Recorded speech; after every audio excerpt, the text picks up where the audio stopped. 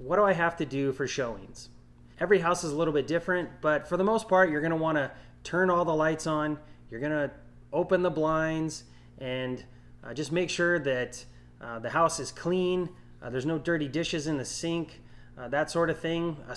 Odors are a huge turnoff, so you're going to want to make sure that the garbage gets taken out. We'll sit down together and and come up with a list of all the things that I would like to see you do for each showing. It's pretty basic stuff. Lots of light, clean, just make sure the toilet seats are down, that sort of thing. When there's a showing, can I stay at the house? Absolutely 100% no. I know every situation is a little different. I had a client that had a disability and it was very challenging for them to leave the house. So if that's your situation, we will make accommodations for that. If you're an able-bodied person, it's in your best interest to get out of the house for agent and buyer showings. A buyer needs to have the ability to come in and be comfortable and take the time to walk around the house and picture themselves living in this house. And I've had this happen bunches of times where the seller's at the house, they're sitting at the kitchen table, or God forbid, they follow you around. It's the worst. And what happens is the buyer's uncomfortable, and so they already have a bad impression of this house. And also they end up rushing because it's so uncomfortable, and the natural instinct is to get away from that. So let's take a quick look through this house and get out of here. And the buyer's their impression of your property from the showing is going to be negative. So I get it that sometimes sellers are unsure of buyers walking through their house. That's why we take the steps to make sure that anything that's important to you is not out in the open and is already packed away. But we need to create an environment where the buyer feels comfortable to spend some time looking through the house and can picture themselves living there and hopefully making an offer. What happens when we get an offer on the house? Well, this is a good problem, but most likely when we get an offer, there will be a pretty short amount of time that we'll have to review and make some decisions on the offer. I'd like to see at least 24 hours. During that time, I will prepare a breakdown of all the different terms that are in the contract and put them side by side with the estimate of proceeds that I prepared for you and that we review before you even list your home. So you can see side by side what you thought you might net from a sale versus the terms of this offer. And we'll go over the timing of when they may want to close, all the different variables in a potential offer. So I'll put that together in something that you can print out. I can come and sit down and review it with you, or we can do it over the phone, however works best for you.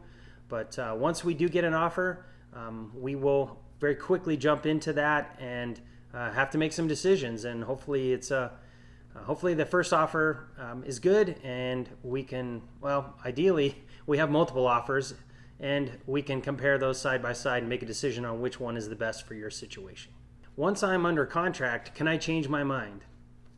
Well, you can always change your mind, but as the seller in our purchase contract, there are no standard opportunities for you to cancel the contract. The buyer has 3 different contingencies, which I'll go over in another video. But as a seller, once you've signed the contract, you're pretty much committed. If something happens and you need to not sell this house, or you change your mind, we can always go to the buyer and try and negotiate something where we cancel the contract. I've been on the buyer side where the seller made it extremely difficult for us. They wouldn't agree to any repairs. And I've heard horror stories of sellers just not signing up or showing up to closing and signing the contracts or signing the documents to transfer the property. And so, by going that route, it definitely opens you up to litigation where a buyer can pursue what's called specific performance, where they can seek a judgment that would, in essence, require you to perform on the contract and sell them the house. So hopefully that doesn't happen in your situation. But if it does, we can always go to the buyer and try and come to an agreement. It usually requires writing a check to them to walk away from this transaction. But in the standard contract, it's very difficult for you to change your mind. Will there be a sign in the yard and a lockbox on the door? Yes, there will. I think it's important that we put a sign out front. You'd be amazed at how many people stop and actually call from a sign that's out in the front yard, or it triggers for them to go to their home search app of choice. So I do get a lot of sign calls on my listings. It also triggers to the neighbors that, hey, this house is for sale. Maybe I should reach out to somebody that I may know that may want to move into the area. It also helps a potential buyer find your property. So I think the benefits outweigh the downside of having a sign out front. Also, a lockbox is a must. Agents, I'm not going to be able to be there and have a listing agent present showing. So it's important that we have a lockbox.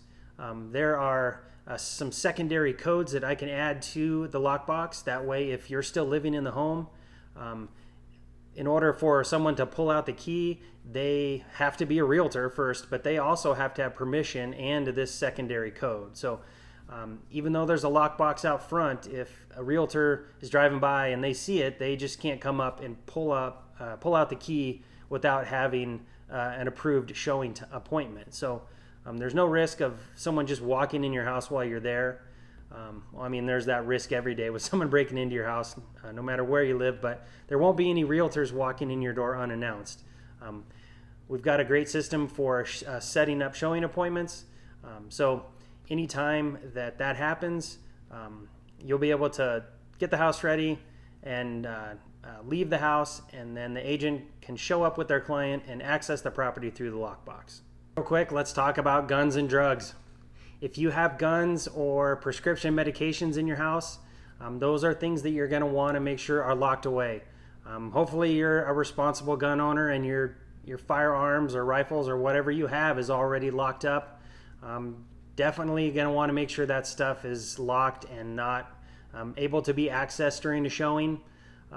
Someone could hurt themselves or just take it with them. So we don't want any of that to happen. If you take prescription medications, some of those have, a high street value, even, stuff that you wouldn't think of. So part of me thinks that that's just an urban myth that people steal prescription meds from open houses and showings. I've not had it happen to me, and I've not had anyone other agents that I know tell me specifically that it's happened. But better safe than sorry. So if you do have those, you're going to want to tuck them away or put them in a cabinet that you can lock so that they're in a safe place and no one's having access to them. So if you have a lot of jewelry, same thing. You're going to want to probably either take it to a safety deposit box or take it somewhere else or find a really good hiding spot, although I don't recommend that. It's better if it's just not here. Crazy things do happen. People suck and they will take things, but so it's best to just take away the temptation. So if you have any questions on what to do with all those things, if you've got an arsenal of guns or if you've got a Mr. T starter kit of jewelry and not sure what to do with it, we'll talk about your situation and see what needs to happen.